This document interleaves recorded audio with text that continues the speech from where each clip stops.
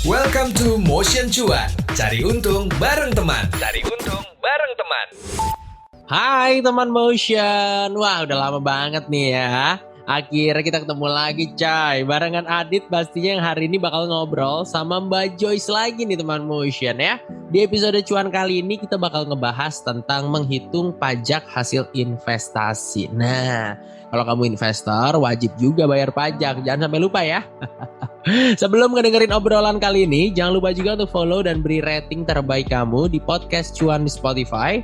Dan juga nyalain notifikasinya supaya bisa tetap terinfo kalau misalnya ada episode terbaru yang tayang tiap hari Rabu dan juga Jumat. Nah teman Motion, bulan Maret ini akan menjadi batas akhir pelaporan surat pemberitahuan tahunan alias SPT pajak. Nah, seluruh wajib pajak atau WP perlu untuk segera menghitung SPT masing-masing.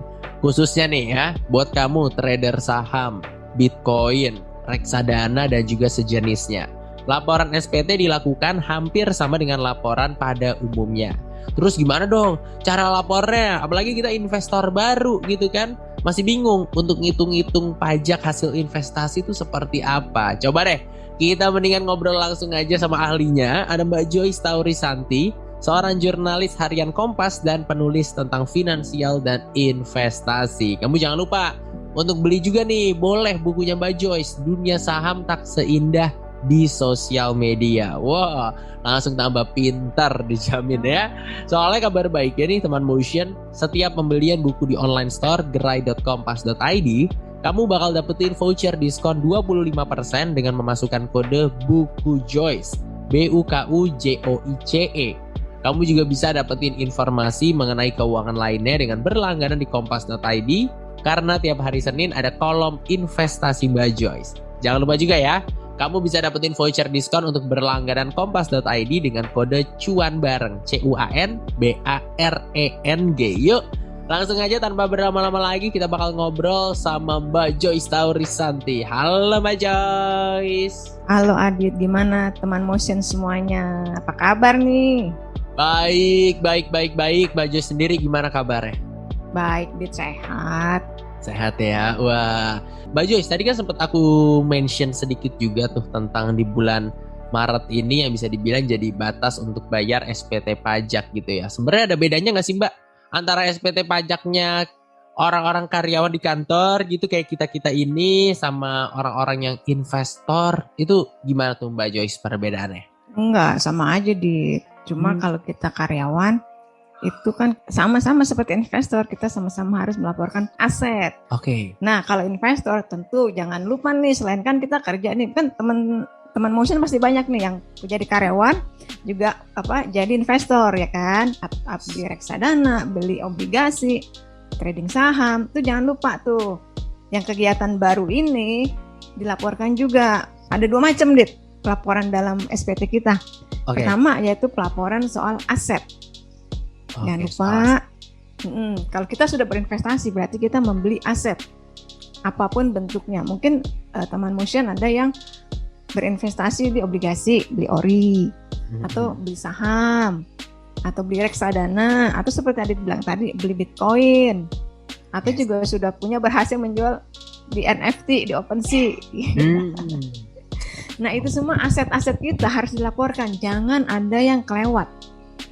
Soalnya yang kita kan tidak tahu suatu saat nanti kita mungkin akan mewariskan aset-aset kita pada anak-anak kita. Kan suatu saat kita akan tahu kan, Dit, ya nggak teman Motion, kita nggak mungkin muda terus, kan kita bukan Highlander. Nah itu kalau kita ada perpindahan aset itu harus jelas dari SPT mana ke SPT mana. Nah misalnya nih, ini kejadian benar teman aku ya, Adit dan teman Motion, dia itu mendapatkan warisan dari orang tuanya. Warisannya berupa rumah. Rumah itu kan harganya udah ember ya. Setuju. M-an, dan dia tiba-tiba itu dapat warisan rumah ini. Kan warisan rumah lalu diperiksa loh, ketahuan loh sama orang pajak. Kok asetnya tiba-tiba jadi segini? Karena dia penghasilannya hanya 100 juta, tapi tiba-tiba ada rumah harganya 2 miliar. Dari manakah ini? Terus dia bilang, ini dari saya udah balik nama dari orang tua saya gitu. Coba orang tuanya SPT-nya mana? Namanya orang tua ya di teman motion, zaman dulu kan belum tertib yang namanya pajak. Nah itu tuh nggak ada di SPT mereka gitu loh. Oke. Dan akhirnya apa? Itu dianggap sebagai penghasilan tambahan. Kalau ada penghasilan tambahan, teman-teman ingat bagaimana cara menghitung PPH penghasilan kita, itu ada bracketnya. Oke.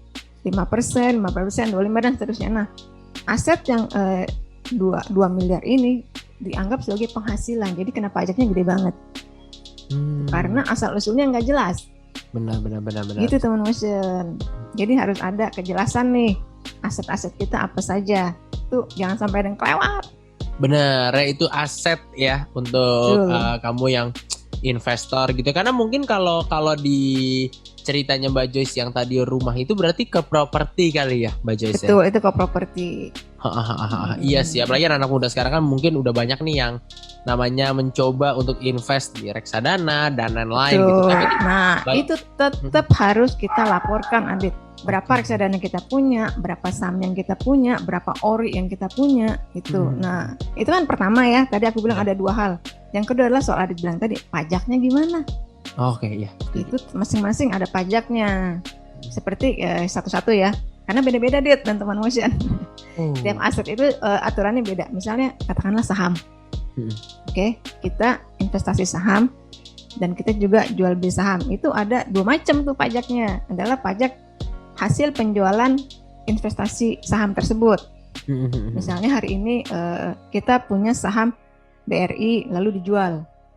Yes. Jual untung, jual rugi, ada pajaknya Dit. Banyak ya ternyata ya.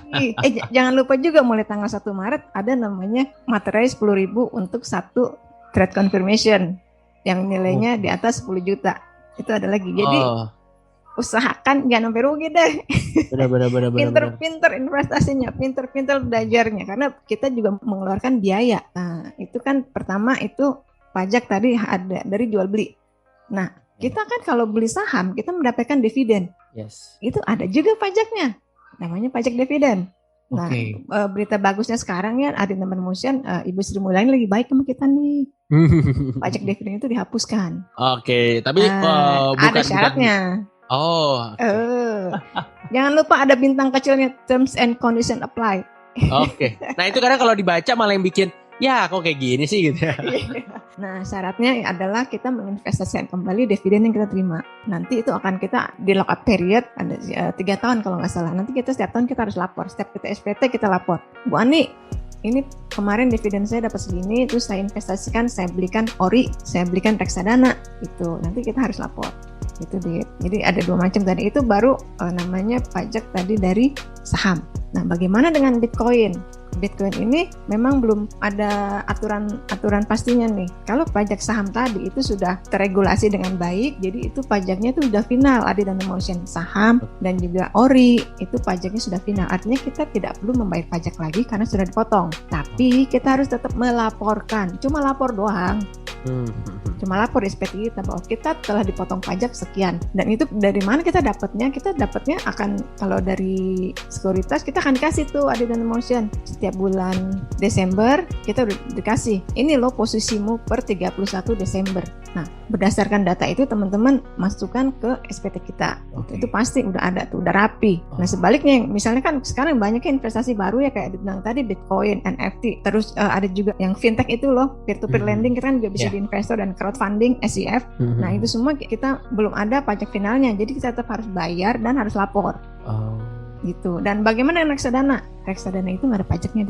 Reksadana bukan. Reksadana bukan merupakan objek pajak. Karena apa? Karena manajer investasi bertransaksi reksadana. Reksadana isinya apa sih? Obligasi, saham. Udah dipajakin duluan. Nah, jadi sebagai investor kita udah bersih terimanya. Yes. Karena sama aja sebenarnya dia saham juga gitu ya Mbak Joyce yang dijual ya. Dan ketika transaksi itu sudah dibayarkan sama manajer investasi. Tapi jangan lupa tetap harus dicantumkan sebagai aset. Nah, demikian juga dengan ori. Kalau kita punya ori, tahun-tahun kemarin pajaknya 15% loh. Lagi-lagi Ibu Sri Mulyani baik nih. Dia turun jadi 10%. Jangan lupa. Nah itu sudah final. Kita harus hanya melaporkan dan jangan lupa dicatat di aset-aset kita. Apa aja sih aset kita? Jangan lupa cantumkan ORI. Kalau kita masih punya per 31 Desember. Itu pokoknya cut off-nya 31 Desember ya. Saham-saham semua itu apa yang kita punya itu per 31 Desember, posisinya nilainya berapa? Gitu teman motion. Oke, wow, menarik banget ya teman motion. Tapi aku penasaran deh, kan selain ORI yang lagi booming juga kemarin ini baru keluar infonya tentang sukuk ya, Mbak Joyce. Betul. Ya. Sukuk SR14 ya kalau nggak salah, atau SI14 itu bagaimana tuh dengan si lapor pajak ini? Kita harus melaporkan juga atau gimana? Sama kita harus laporkan juga karena itu merupakan aset yang kita punya. Soalnya nanti di SPT itu udah lengkap di form itu SPT kita udah lengkap. Ada 6 kategori harta yang ada di SPT. Misalnya harta kas, uang di bank berapa, cash in hand-nya berapa. Itu rinci tuh. Terus ada juga saham. Saham itu juga macam-macam. Ada saham yang dibeli untuk jual kembali. Itu 031 sampai apal tuh gua. Mantep ya Mbak Joyce, ini terbukti. Kodenya 031. Mbak Joyce ini tuh selalu membayar pajak teman bos. Ya iya dong. Nah itu buat saham di pasar modal. Kan ada juga nih 032 itu saham yang lain. Misalnya kita joinan nih, ada nama aku joinan bikin kafe. Kita modal 100 juta, terus kita 50 juta dong. Nah itu di 032 dit. Bukan aset yang merupakan saham perusahaan terbuka. Oke. Tuh. Jangan itu jangan bingung teman-teman, pasti di situ kita udah bisa masukin ke obligasi juga ada, obligasi perusahaan atau obligasi negara itu beda lagi kodenya 033 034. Oke. Itu reksadana ada juga di situ, dan juga instrumen derivatif. Misalnya teman-teman sudah berinvestasi di bursa berjangka, kan ada tuh kontrak-kontrak berjangka, opsi segala. Nah itu masukin di situ. Terus ada yang ini nih, investasi lainnya tuh paling bawah tuh, kalau nggak salah urutannya paling bawah. Nah kita bisa masukin ke kepemilikan kita ke yang fintech tadi, dit. Oh, peer to peer itu bisa masuk. Peer to peer masuknya di situ. Terus crowdfunding kita punya ICF, kita masuknya di situ. Bitcoin kita masuknya di situ. Jadi semuanya itu udah ada nomor-nomornya, jangan ketukar nanti. Benar-benar. Nah, terus buat teman-teman nih, sekarang kan banyak nih yang hobi-hobinya pada main sepeda. Iya, setuju. Itu ada juga, dit. Isiannya di situ ada. Karena sepeda itu aset. Aset. Nah, masuknya alat transportasi gitu loh. Kan ada mobil, motor, sepeda masuk di sepeda sekarang kan mahal-mahal, dit. Ya enggak sih? Aduh, semenjak pandemi naik banget. Iya, jangan lupa masukin juga tuh ke situ. Pokoknya di SPK itu udah rinci banget. Kita tinggal masuk-masukin aja. Gitu ada teman motion. Wah, ini menarik banget nih. Sebenarnya aku punya banyak banget pertanyaan nih Mbak Joyce ya. Terlebih kalau kita bandingin sama orang kantor yang karyawan gitu ya. Karena kadang-kadang nih si pajaknya memang sudah diurusin sama kantor gitu ya Mbak Joyce ya. Kita kan kayak ibaratnya udah terima jadilah, gajinya udah dipotong buat pajak. Tapi terus kalau kantor kita kan dapat tunjangan pajak dit. Nah, itu dia. Nah, tapi kadang-kadang nih Mbak Joyce, maksudnya mungkin yang bikin bingung investor muda zaman sekarang tuh apa sih langkah pertama yang harus dia lakuin? Karena aku yakin bahkan teman-temanku yang mulai berinvestasi dari sekarang kayaknya nggak lapar deh.